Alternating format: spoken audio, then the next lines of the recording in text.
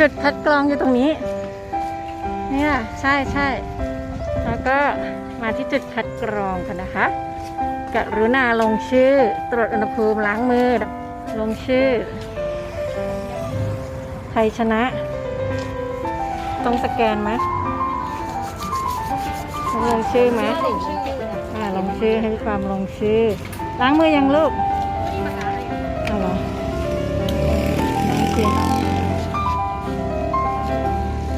ล้างเทียนโอเคมาไม่รู้เดี๋ยวไปดูสินี่ถ่ายรูปก่อนถ่ายรูปช้างก่อนช้างเนี่ยเข้าไปเลยมีคนเข้ามาแล้วโอเคถ่ายแล้ว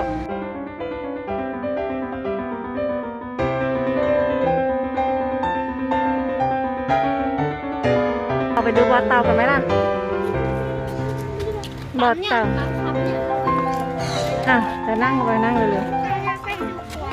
โอเคนี่ไงมันต้องเดินผ่านบ่อเต่านี่ไงทางซ้ายเนี่ยบ่อเต่าทางที่ยายเดินเข้าไปมีที่ให้ถ่ายรูปด้วยมีล้างมือ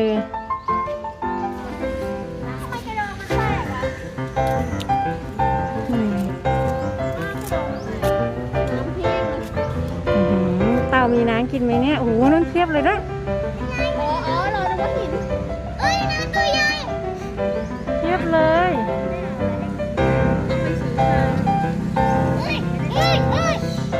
มีลูกด้วยนี่ก็เป็นลูกขนมทีมันจะกัดนี่เป็นลูกอันเล็กมันกัดมันมาเนี่ยสงสัยมันจะให้เราป้อนอะไรตัวนั้นหลับนั่นน่ะหลับตายมันกัดเนอะมันกัดหรอกัดที่จริงการหาปลานะถ้าไม่เอานิ้วไปแย่ที่ปากมันนะก็ไม่กัดเนี่ยดูมันมีฐานรองตรงคอด้วยนะตัวเล็กตัวน้อย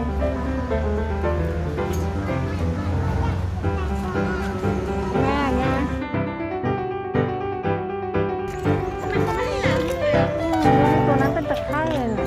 สงสัยมันไม่ออกมาเป็นตะไคร่เลยนู่นไปดูปลาแล้วแม่น้ำแ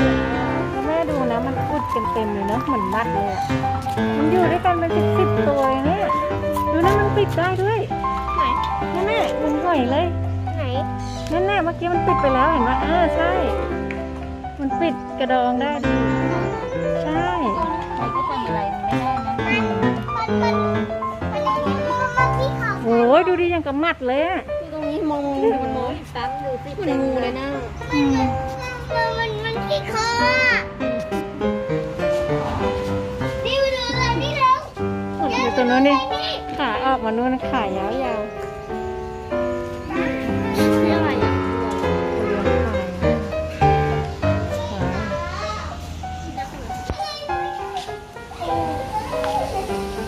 ปลาทอง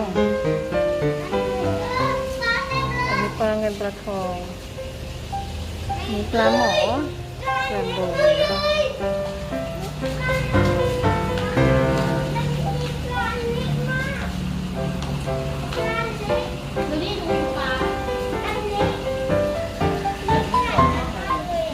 เขาเรียกว่าปูเด้นบอล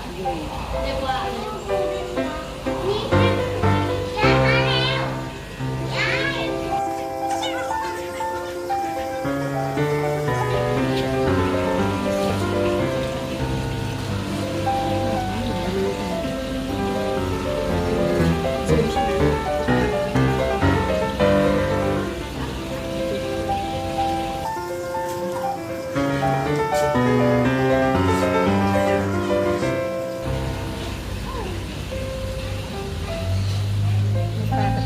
กินได้ใช่ไหมจับควักย่างเลยไม่แตะด้วยกรุณางดใช้แฟลชไทม์ดูตัวนี้นี่น่าเกลียดดูน่าเกลียดอ่ะเนี่ยอันนี้เป็นเฟรนลี่เลยมาคุยด้วยอ่ะ ฮัลโหลฮัลโหล โอ้นี่จะดูดมือ อันนี้มันจะดูอันปลาดูอันปลาดู นี่ตัวนี้ก็เหมือนกันดูนี่ โหตัวใหญ่แอบเลยนะ วิดูปลาตัวนี้ดิมันปลาหมาเหมือนงูเลย นี่เป็นปลาใหญ่มาก ปลาเสือสุมาตรา โอ้เราไม่ได้รู้นะ อันนั้นเอาไว้ดูดไงไว้ทำความสะอาดแทน เนี่ยนะ มันเป็นดูดไงมันจะดูด ปลาจริงปะเนี่ย จริง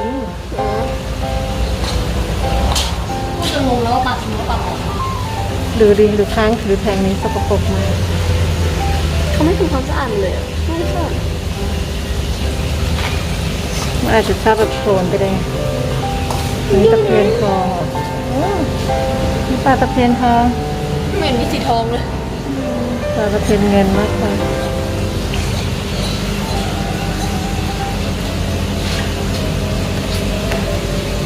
อย่าไปตีไม่ตีจับเฉย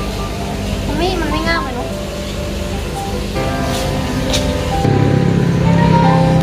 มันชอบอะไรมันเป็นเด็กๆอ่ะหิวเนาะเขาไม่ขายดูหน้าปากใช่บ้านหาง ร้องมันหมามะกวางรูซ่า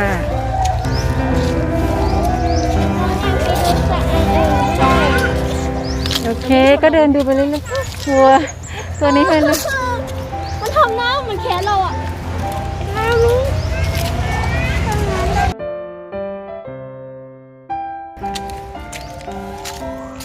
ไม่ขาดของเป็นเนี้ย เป็นโรคว่ะ มีไฟด้วยอุ้ย มันจะควิดเหรอ ไม่ร้อนเลยเหรอ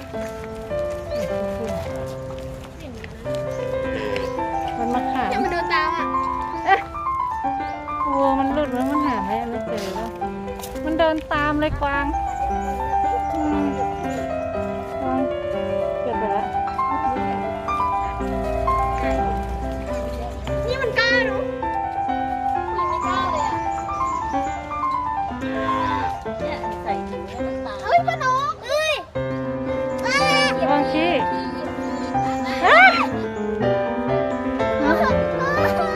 หลบมันจะกินไม่ทำอะไรหรอกจับมันได้ ระวังเหยียบขี้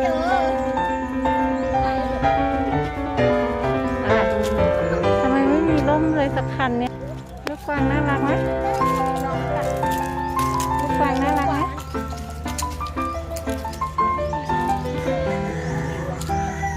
จะจับมันเยอะอย่างนี้จับเอาแม่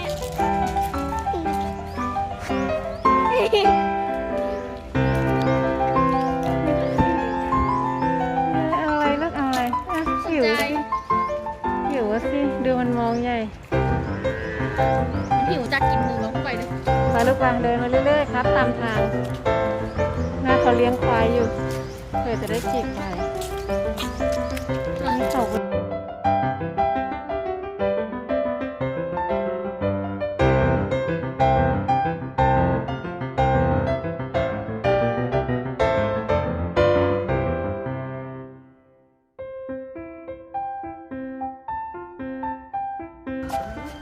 คงควิดกันน่ะ ไหนอะไรจอดตา ดูมันกินน้ เฮ้ยน่ะเห็นไหมน่าสงสาร ำ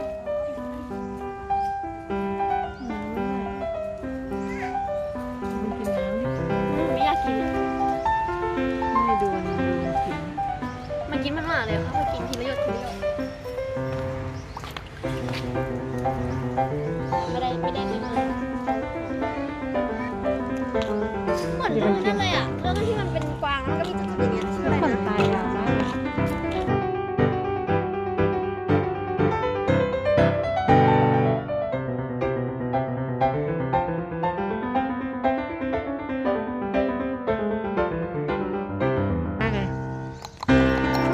มาเว้ย ไม่ได้เดินมาหาเราหรือเปล่าโอ้ดูข้างวันนี้ปุ๊กปิ๊กมากเลยมาเดินมีตาหูอ่ะ เห็ดกินนะลูก บ้านเพื่อนหนูเลี้ยงวัวจะได้เป็นวัวพันธุ์นอกมี กันใหญ่เลย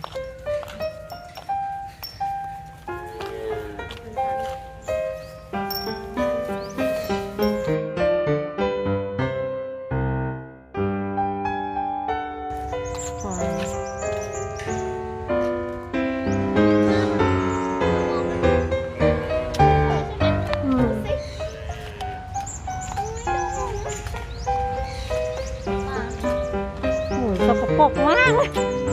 โอ้ตัวมันดิหอมเนอะเห็นกระดูกมันไหมล่ะนี่อะไรอ่ะมีตะโคนสกปรก ตา อ่ะ มลิสีเหลืองเลย ดูลูกมันดิแล้วเดี๋ยวมันก็คงแห้งจริง เขาไม่อาบน้ำ ทำอะไรดูมันชอบโคลน อุ้ยหมูมันอยู่นอกหมูเลย หนูคนละแบบ เขามันหัก เดี๋ยวมันหนี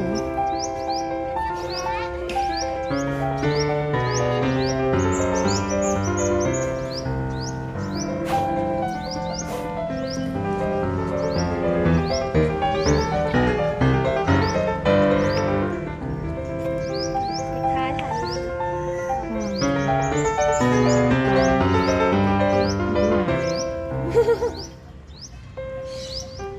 นี่แพะ เสียมัน แพะดูตาแพะดีตาแพะมันจะแปลกนะมันจะหันขวาง กลัวมันผีเลยชอบดูแบบนี้ตั้งกับยายพาไปเห็น อาจจะควิดวางอะไรสกปรกขนาดนี้จะขนมัน ขนมาอีดิลิมันจะผิดเดี๋ยวลูก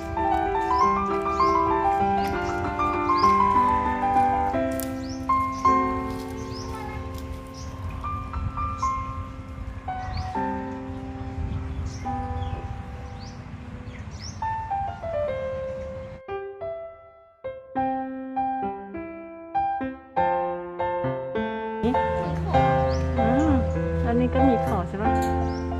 อาร์ติกทิสบินโทรมใช่ปะบินโทรม บินถล่มบางทีมันก็เรียกมีสองตัวมันนอนแบบเหมือนหมีแพนด้าอุ้ยหมีควายโอ้ my god ตาย ตัวมันใหญ่มากอะแล้วมันอยู่แค่นี้มันจะอยู่ได้ยังไงเนาะ โอ้น้องสงสาร อืม ดูตามดีแดงจะร้องไห้ เพราะว่ามันใกล้มันตัวใหญ่กว่าตัว ไม่ไปให้มัน ดูดิ มันมีหมาตัวนึงตอนนั้นที่ทำงานเขาเรียกแค่แบบนี้เลย ไม่ทำอะไรมันเลย ชื่อ ดูมันตัวนี้ดิมันน่าสวยนะดูตาโอเคไหมเนี่ย ที่อะไรรู้สึก ไม่โอเคแล้วมันใส่พวกนี้ซนอยู่แต่ในนี้ แดงนะ จะ จะทำอะไรอ่ะ เกาคอมัน โอ้ทำอะไรอ่ะลูกตกใจ นี่คือชะนี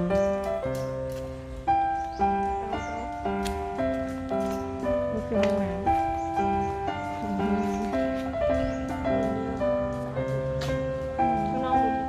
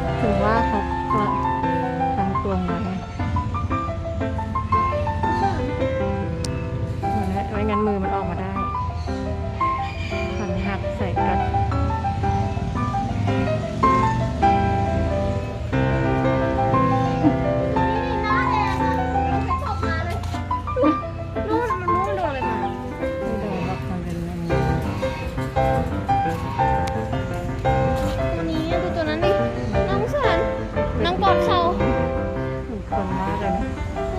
เวลาทำนั่งแบบเหมือนคนน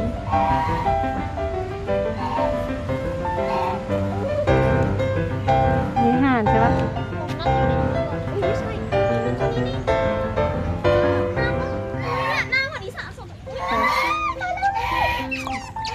อ้ย น่ารัก มันจะกัดหนูไหม กัดนะ กัดเหรอ มันน่าจะงับอยู่ เฮ้ยเฮ้ยแม่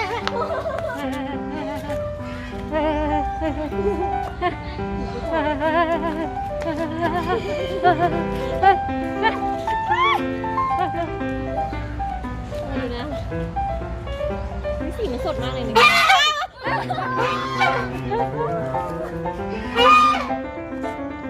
ห่านเนี่ยมันโหดหรือเปล่ามันนกเคยโดนมันไล่ จริงวะถูกถีบเลย อย่าง นะ นี้แหละถอยหลังเลยมันไล่อย่างนี้แหละ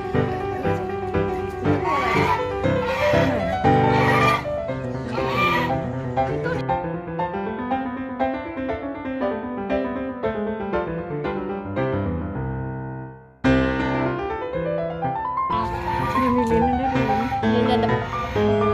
เฮ้มันสั่นไปแล้วหนังมัน สองตัวนี้มันตามห่านนะนี่ดูเม่นมันจะสะบัดสั่นเขาให้ระวังนี่อยู่ข้างในอีเห็น ใครเห็น อ๋อมาช่วยอีเห็นมันมีขา ตั้งแต่เมื่อไหร่วิดีโอ พอทำทัวร์ตัวเสร็จแล้วเราพี่ เว้ย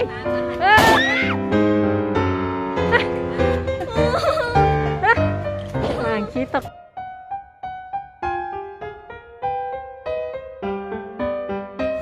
เห็นนกจิ้งจอกป่ะไม่ใช่เขาเรียกนกอะไรนะ นกกระจอก นกกระจอก หนูไม่ชอบอ่ะน่าเกลียดหนูมีรูปหนึ่งอ่ะที่คน มัน ขี่น เดิ ก นวนไปวนมาไม่รู้จะไปไหนเนาะ นี่เอากลับบ้านมันจะกัดแต่น่ารักเหรอ มันหมาเลยอ่ะ มันก็หมานี่หมาป่าระวังมันกัดนะลูกมันเดินวนไปวนมาเนาะณเดชน์ มาดิน่า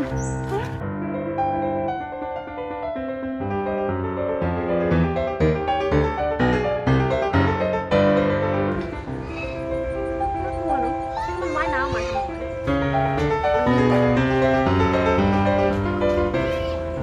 อย่า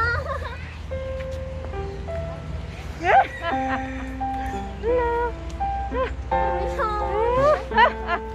นี่อ้าปากด้วยดูมันจะกินอ่ะ กิน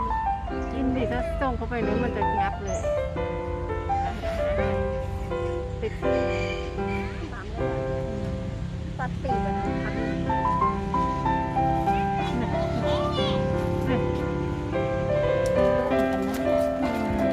ไก่งวงไม่ใช่หรอ ไก่งวงดูหน้ามันดิหน้าแล้วก็อ้วนตัวไก่ตัวไก่นี่ไก่งวงหน้ามันหน้าไปหน้ามาเนี่ยมีแต่ทำ สะบัด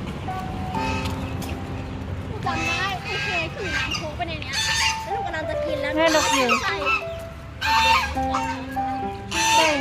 ไก่งวง ตัวแปลกตัวมันดิ ไก่ ลูกมันตัวเล็กนิดนึง นี่ลูก มันไม่คิดจะบินออกมาเลย นั่นลูกมันมากิน จับตามดูปั๊มรูดเลยอ่ะไก่แจ้ ขนมันเต็มเลยดูดิ ผมติด สวยนี่ตั้มดูดิ น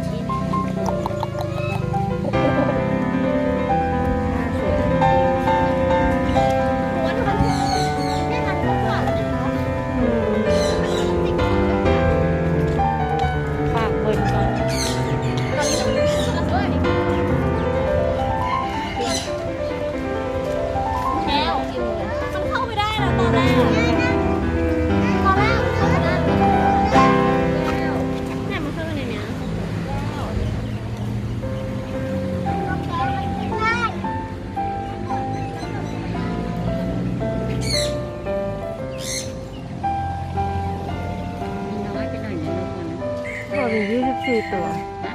24 ตัว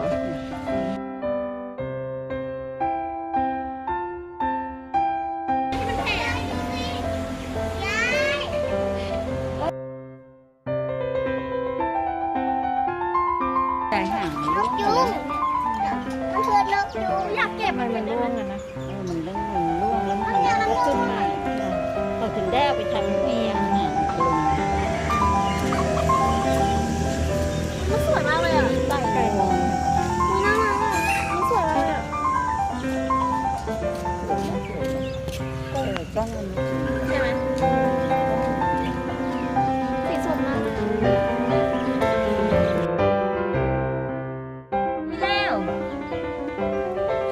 ี่เนาะฟ้าที่สกอตแลนด์อะฟ้าที่ไก่เบตงตัวใหญ่เนาะนี่นกอะไรพิราบน้องพิราบก็ต้องโชว์ด้วยระวังไฟลูกระวังแจ้นี่ไก่โตตัวใหญ่อะนี่ไก่อะอ้าวทำไมอาหารตัวนี้อยู่ข้างในอะ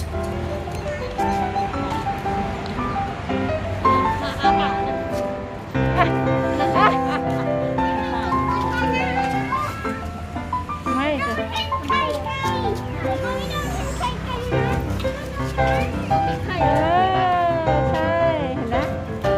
เก็บสิเอ้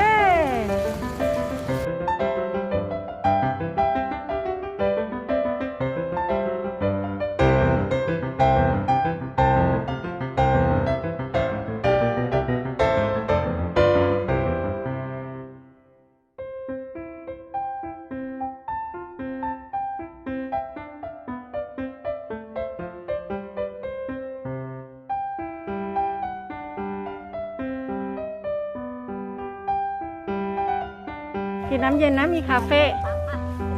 เด็กเล่นเราก็จะหาที่นั่งเด็กเล่นก็ต้องนั่ง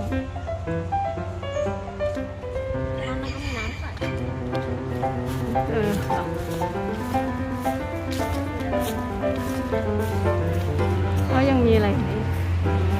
ตรงนี้เราดูไปแล้วปะกระต่าย เกิดได้นะหรือว่าเกิดไม่ได้กระต่ายนี่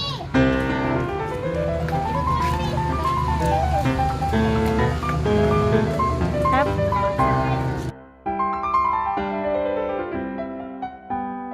หลุมกระต่าย เข้าไปได้นะถ้าแบบมีคนมาเข้าเยอะ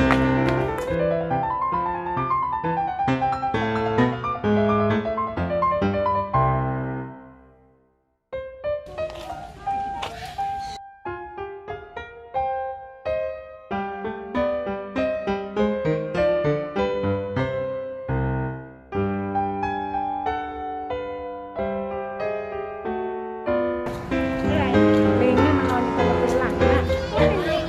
ใช่นั่นไง สัตว์ที่ไม่ควรอยู่บนโลกนี้มีตัวอะไรอ่ะ ลิงลงนี่งูเห็นปะ ไหนมันที่อยู่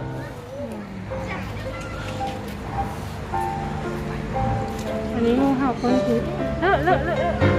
นี่ดูว่าเรา ปิดไว้เพราะมันพ่นพิษแน่พ่นพิษเนี่ย มันมี3 ตัวไซมันใช่ปะมันเห่าอะไรแบบเบ้าเนี่ยเลย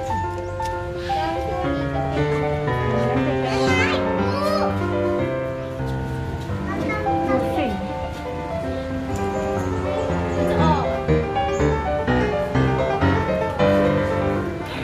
งูจงอางทั้ง2 ตัวนะ ตัวนี้กับพี่ไอ้คอยดิอยากเข่าโกรธเลยเข่าคู่ดูนั่นดูนี่มาตัวนี้เลย นี่แหละไก่ชิลกี้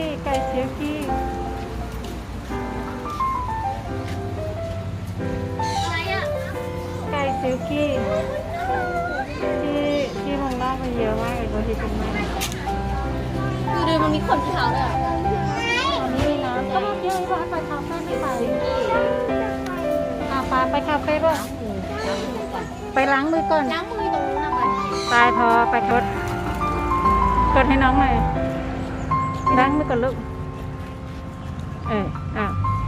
ให้พี่ปามกดน้ำยาให้หน่อยโอเคล้างมือให้แบบ2 นาทีเลยนะครับล้างแบบไหนล้างนานๆจะถูๆแบบล้างแบบที่เขาล้างมือกันน่ะแฮปปี้เบิร์ดเดย์ดูมือลูกสีดำน่ะตรงนั้นถูด้วยดำมาลูก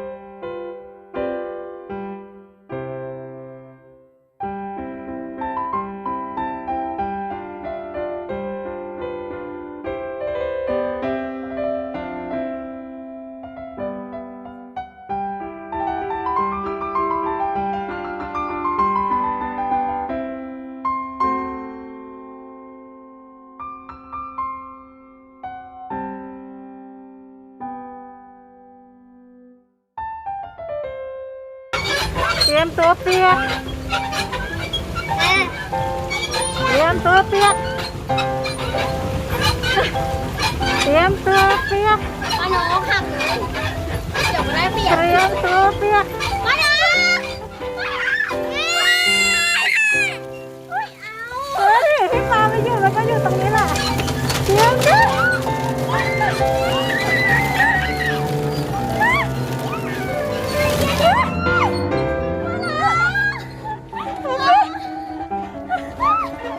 จอดดีๆลูกจอดดีๆจอดดี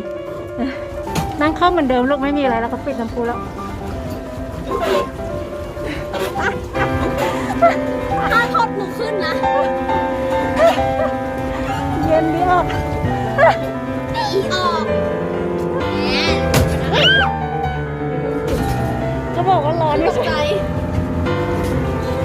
ตามนั่งคอมไหมลูกนั่งคอมไหมลูกตามนั่งคอม เอานี่ไปหลัง ยังไงเดี๋ยวได้